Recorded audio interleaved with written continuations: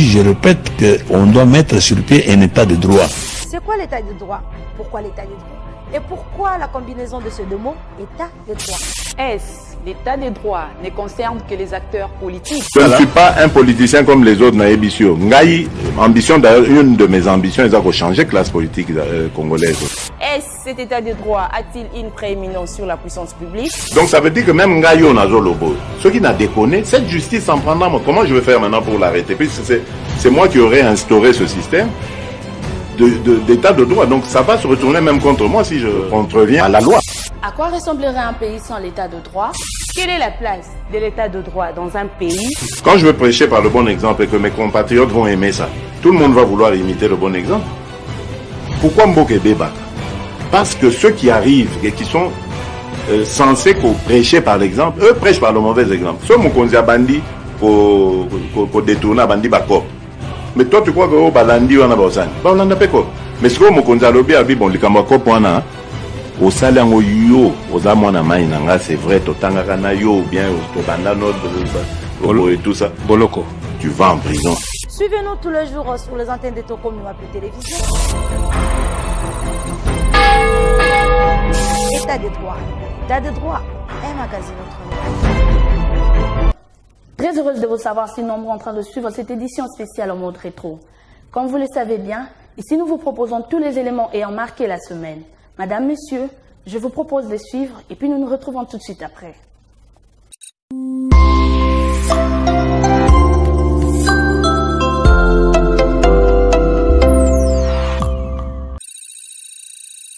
Les collectifs des mouvements citoyens contre la taxe RAM ont fait une mise au point relative à la marche anti-RAM du 3 mai 2021. C'était au cours d'un point de presse. Collectif de mouvements citoyens contre la taxe RAM. Mise au point relative à la marche anti-RAM du 3 mai 2021. À la date du lundi 3 mai 2021, nous, défenseurs de droits humains et militants des différents mouvements citoyens congolais, étions dans la rue pour répondre à la marche populaire qu'avons initiée dans le but de fustiger et demander l'abrogation immédiate de la taxe RAM, registre des appareils mobiles, que nous qualifions d'escroquerie étatique, vu qu'elle ne respecte pas l'esprit ni la lettre de l'article 3 de la loi 18/019 du 9 juillet 2018 relative au système et paiement et règlement des titres. Respectant l'heure et l'itinéraire de la dite marche, rond-point Willery Primature, nous avons été dispersés et arrêtés arbitrairement par les éléments de la police nationale congolaise au niveau des croisements de l'avenue Itaga, croisement et acheminés vers le camp Lufungula.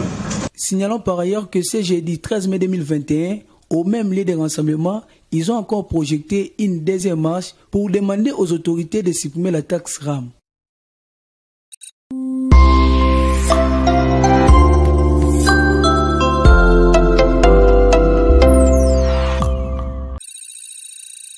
Vraiment, yango toza kolela mingi mana pachi béton. Comprendre bateau baza tout autour na yo, comprendre bateau basali 18 ans, basali 60 ans, ils sont là juste pour la poche na bango. Ko comprendre ko kota na kati na ba jeune na bango te parce que o baza ko nuire yo.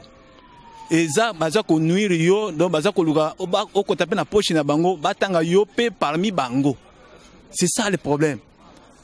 Donc c'est-à-dire que yé bango ramba lobi que non, aka il y a au père de téléphone na yo, baza na capacité ya koboma kaka c'est-à-dire que connexion et nini fonctionnement ya téléphone. Mais ce n'est pas dire que non pour récupérer téléphone. C'est-à-dire que ce que ça pour récupérer téléphone, là tout le monde est mais koboma kaka fonctionnement ya téléphone. Ça sert à quoi? Ça veut dire que le téléphone, on va utiliser que baboma yango. Ça veut dire que ce babomi fonctionnement yango. C'est-à-dire que ils ont le rôle de boti mwana on dit mais kufa na ekaka. Non, bon mais écoute ezala nae mutuzo mona katana na boka mutu. En ce qui concerne la marche anti-RAM, il faudrait commencer par à cerner les problèmes. Je me suis renseigné sur le RAM. Le RAM qui est un registre des appareils mobiles. En soi, ce n'est pas mauvais, d'autant plus que c'est une histoire qui n'est pas née au Congo. Donc, dans plusieurs pays, même les pays que nous prenons pour modèle, il existe des frais, des taxes qu'on appelle le RAM. Et amener cette initiative au Congo n'est pas aussi mauvais dans le sens où si on pouvait nous expliquer, nous en tant qu'assujettis, en tant que contribuables, on nous expliquait le bien fondé de cette initiative, peut-être nous serons convaincus et ça ne poserait pas de problème. Pour convoquer ceux qui sont les tenants de cette initiative, qu'ils puissent expliquer en profondeur leur démarche, leur initiative, mais qu'on veuille ou pas, en tout cas la démarche ou le préalable ne sont pas bien posés. Voilà pourquoi il y a des réclamations. Pour les initiateurs de la marche, je suis un peu prudent et j'appelle à toute la nation à la prudence. Parce que les gens qui mènent généralement des pareilles initiatives, ils n'ont pas les mêmes objectifs que le simple citoyen. Ce sont les démarches qui sont biaisées et les agendas sont cachés. Je me rappelle de l'époque où on allait lancer pratiquement le prélèvement de la taxe de TVA. On suivait sur les antennes de plusieurs télévisions des gens qui passaient nuit et jour pour battre campagne, pour dire et décourager le peuple à ne pas payer, à ne pas accepter le prélèvement de la taxe de TVA. Sous prétexte que si on acceptait, cela était passé, le peuple, les citoyens seraient asphyxiés parce que ça va vraiment contraindre les gens à payer, à débourser les frais au-delà du pouvoir d'achat de la population. Mais aujourd'hui, la taxe de la TVA est prélevée. Nous ne sentons pas ce que les gens ont promis parce qu'ils nous ont promis l'apocalypse. Ils nous ont promis la fin du monde. Mais nous payons la taxe de la TVA à 16% et nous ne sentons pas ce qu'ils nous ont promis. Deuxièmement, je me rappelle du temps lorsqu'on avait initié les marches, les opérations de l'engagement citoyen à travers le Lucha et Filimi contre les machines à voter. Tout est parti des politiciens. Ils nous ont convaincus, ils nous ont démontré que cette machine-là n'était pas une machine pour la transparence, pour la justice, pour la vérité, mais était plutôt une machine à voler ou à tricher. Mais après les élections, les mêmes personnes qui disaient à la population que cette machine-là n'allait pas ressortir la vérité, ils nous ont fait croire et nous démontrent encore aujourd'hui que ce sont eux qui étaient les mieux élus. Et je me rappelle, ils disent qu'il faut qu'on puisse faire le comptage bureau de vote par bureau de vote.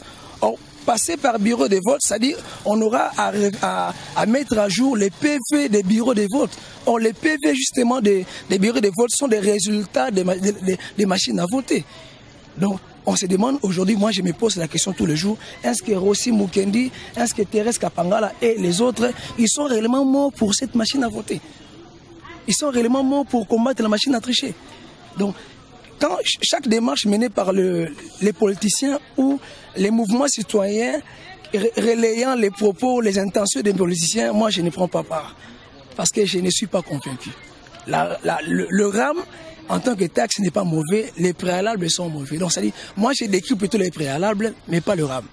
Les RAM, l'initiative n'est pas mauvaise. Si on la refuse chez nous ici, la démarche, il faudrait qu'on se demande est-ce qu'on veut réellement être un pays normal.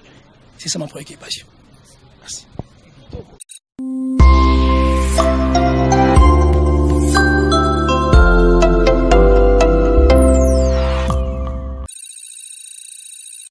Comme prévu, la marche anti-RAM, organisée par les collectifs des mouvements citoyens, a eu lieu, mais sous une autre forme.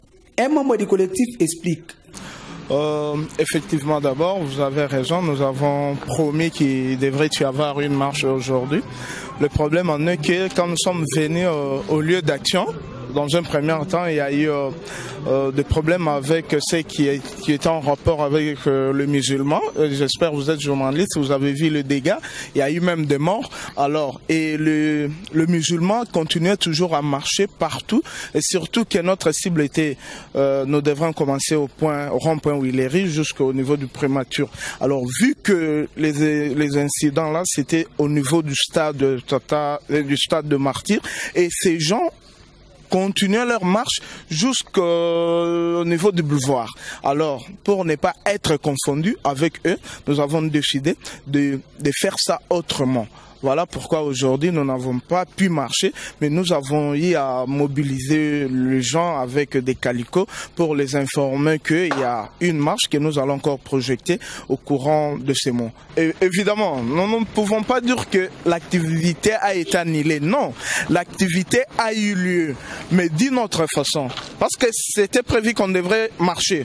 Vu ce que je viens de vous dire, nous nous sommes dit qu'on ne peut pas laisser cette action passer comme ça. D'ailleurs, nous avons encore appris, on devra aller déposer les mémos auprès du Premier ministre. Le Premier ministre n'est pas en place, n'est pas sur place. Le Premier ministre est en déplacement avec le Président de la République. Nous nous sommes dit que nous puissions marcher pour aller déposer le mémo à quelqu'un d'autre. On ne sait même pas que le mémo arrivera.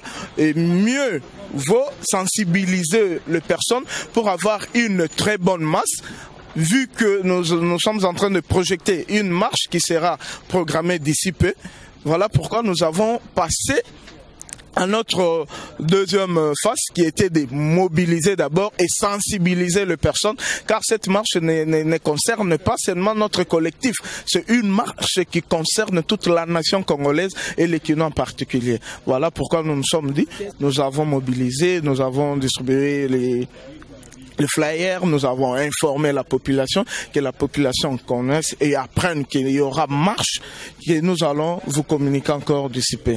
Rappelons par ailleurs que la première marche a eu lieu lundi 3 mai dernier. La deuxième était annoncée au cours d'un point de presse tenu lundi 10 mai 2021.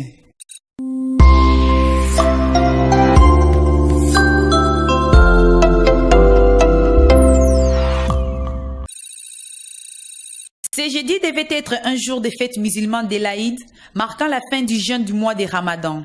À Kinshasa, elle est marquée par une vive tension entre les deux camps islamiques opposés qui ont occasionné des troubles au stade des Martyrs. Il s'agit de deux camps. Celui de Cheikh Abdallah Mangala, à la tête de la communauté, est combattu par un camp dirigé par l'imam Cheikh Youssouf Dubondo. Les deux camps se disputent la tête de la communauté islamique du Congo, Komiko en sigle. La police a fait usage de gaz lacrymogène afin de disperser les musulmans qui étaient déjà nombreux au stade de Martyrs. Une jeep de la police a été caillassée et incendiée par des manifestants. Rappelons par ailleurs que les échanges et la tentative de rapprochement organisés la veille par le gouverneur Jean-Tini Ngobila n'ont pas permis d'apaiser les esprits des musulmans.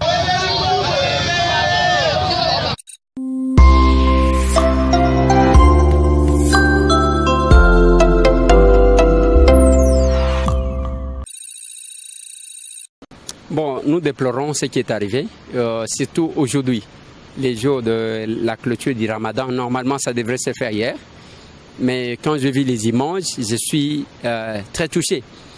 Parce que, à ce que je sache, l'islam, c'est la religion de la paix. Et, parce que l'islam veut dire l'obéissance à Dieu. Celui qui a Dieu, il a la paix. Il ne faut pas que les gens se mêlent dans ceux qui utilisent mal la religion islamique. Je vis les images, je suis très touché moi-même. Je connais les problèmes de l'islam. Parce que depuis un certain temps, il y a ces conflits par rapport à la gestion de la communauté musulmane au Congo. Mais ce que j'ai toujours déploré aussi, en dépit de tout ce qui s'est fait, l'islam ne fait pas ce qu'il fallait faire. Parce que la plupart des mosquées que vous voyez là n'appartiennent qu'aux étrangers. Ce sont les étrangers qui construisent. Alors, les degrés de la violence que j'ai vu aujourd'hui, ça m'a touché. J'ai même appris qu'il y a eu décès de quelques policiers. J'ai vu les uns blessés et ça m'a fait mal, mais j'ai conseillé aux frères musulmans d'être calmes parce que la violence ne résout rien. Mais on ne doit pas, je me suis toujours battu pour ça, on ne doit pas toucher au symbole de l'État. La police, c'est le symbole de l'État. Depuis un certain temps, on est en train de se moquer de la police. Je regrette. Parce que c'est notre police. Nous n'avons que ça comme police. Vous trouvez un policier ivre, vous prenez ça, vous filmez, vous mettez sur les réseaux sociaux. Vous extrapolez ça sur toute la police. C'est jeter de l'opprobre. Il y a peu quelqu'un qui a humilié la police. Aujourd'hui, il est aux arrêts. Et la police, c'est notre police à nous. Mais ce n'est même pas ce que les gens disent. La police de Félix, hier, on a dit que c'était la police de Kabila. Kabila est parti. La police est restée. La police restera après Félix Antoine Tshisekedi Tshilombo. La police, c'est parmi les symboles de l'État que nous devons protéger. Merci. Merci. Ce qu'il faut d'abord dire, c'est je suis déçu et même surpris. Surpris pourquoi? Par le fait que lorsqu'on est dans l'église, c'est le lieu par excellence où on change les comportements. Il y a 3 endroits où l'homme peut changer sa façon d'être et être utile dans la société. Il y a la famille, il y a l'école et il y a l'église. Et donc, si déjà il y a des échecs à ce niveau-là, on suppose qu'il y a des soucis. Et donc, quelque part, on a échoué. On a échoué. Mais qu'est-ce qui peut encore les diviser? Jusqu'à aller brûler un denier public qui est censé être conservé, préservé par les citoyens. Ce comportement-là est anti-citoyen. À mon sens, c'est quelque chose à réprimander. Voilà une preuve de plus qui prouve que on ne peut pas accorder la CENI, qui est une institution de la démocratie où règnent les divergences d'opinion, à des structures religieuses, parce que ça passe tout entendement. Moi, personnellement, ça prouve à suffisance que au niveau de notre pays, il y a encore des soucis dans les églises. Merci. Merci.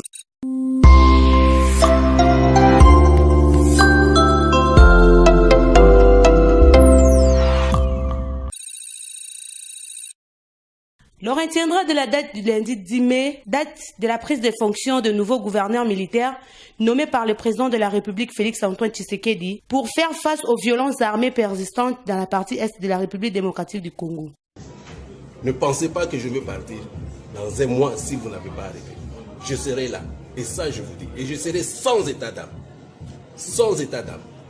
Pour ceux qui veulent bien coopérer, nous allons passer, nous allons partir avec eux, nous allons cheminer ensemble. Mais ceux qui ne veulent pas, spécialement les groupes armés étrangers, ils ne sont pas chez eux, ils doivent quitter. Ils doivent vraiment quitter. Et pour la population, je leur demande la collaboration. Je ne suis pas venu ici pour tuer la population. Ces 2 lieutenants généraux sont très motivés et déterminés à mettre fin aux multiples tueries qui sévissent dans ces parties de la République. Ils lancent un message à tous les groupes armés, auteurs des atrocités, et mettent en garde les éléments des différents groupes armés qui veulent jouer au malin en cachant leurs armes pendant cette période d'état de siège pour le reprendre une fois que cette mesure sera levée. Félicitations à mon Mboka, pour la félicitation du chef d'état-major général. Gana Kobima Awate, et réunion sur la maison à Baïko, et Koya pour nous appuyer Bino. La Bino Bokoma Awa.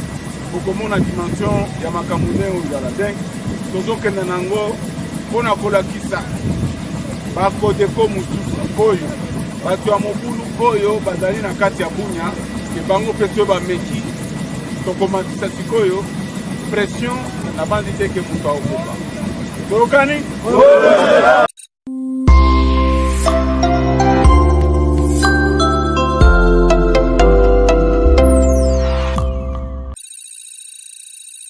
La délégation de la coordination étudiantine de l'Institut supérieur des arts et métiers ISAM est venue nous voir pour revendiquer leurs droits. Ils ont été conduits par leur présidente, Aïcha Mangwanda. Nous, tant qu'étudiants, nous avons lutté contre la pandémie coronavirus en aidant la nation. Nous avons réalisé les masques. Vous-même, je crois que vous êtes au courant de ce qui se passe à l'ISAM Kinshasa. Pour le moment, nous sommes passés aux médias que vous pouvez résoudre notre problème. Nous sommes étudiants, il y a des ceux qui doivent payer les frais académiques, il y a des ceux qui doivent payer les slavistes, payer les transports. Et la plupart des étudiants qui avaient réalisé ces masques ne sont pas seulement des étudiants de l'ISAM. Il y avait des étudiants de l'ISTAT, il y avait des étudiants de l'INIKIN, Il y avait aussi les étudiants de l'ISC Bombay. Parce que l'opération n'était pas seulement la réalisation. Il y a eu l'opération de repassage, il y a eu l'opération pour coiffer ces masques-là, beaucoup des opérations disent. Alors nous vous demandons de résoudre notre problème, parce que son excellence nous a dit c'est vous qui êtes en train de bloquer notre situation. Nous tenons vraiment à obtenir une solution venant du chef de l'État lui-même, parce que comme nous avons pris l'engagement de calmer les camarades étudiants à l'examen qui avaient réalisé les masques, ces camarades commencent à nous menacer jour et nuit, parce que comment nous avons calmé, mais jusque-là il n'y a pas aucune suite favorable. C'est ainsi ce que nous sommes venus faire ici, ça n'engage pas les autorités académiques. C'est nous-mêmes qui cherchons des solutions pour que l'État congolais puisse honorer la facture, qu'on puisse donner maintenant cet argent pour que au moment opportun, quand on va commencer à chasser ceux qui ont payé les frais et ceux qui n'ont pas payé les frais, à ce moment-là, ça peut permettre que tous les étudiants ayant travaillé les masques puissent accéder aux cours facilement sans être chassés.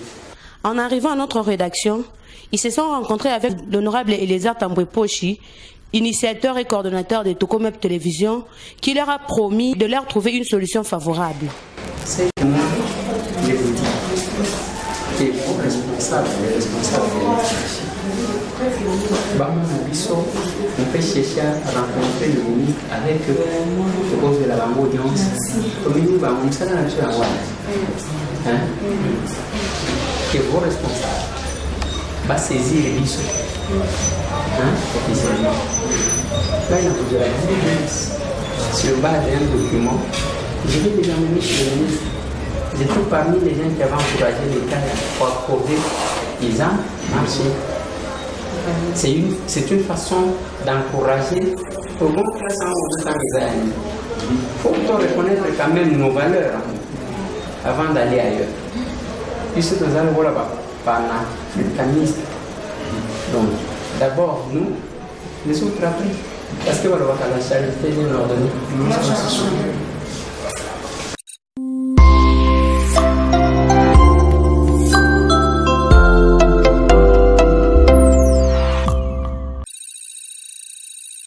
Fin de cette édition spéciale au Monde Rétro, vous avez suivi tous les éléments et ont marqué la semaine. À la présentation, c'était Déborah Makumba. Merci de l'avoir suivi et bonne suite de programme chez vous.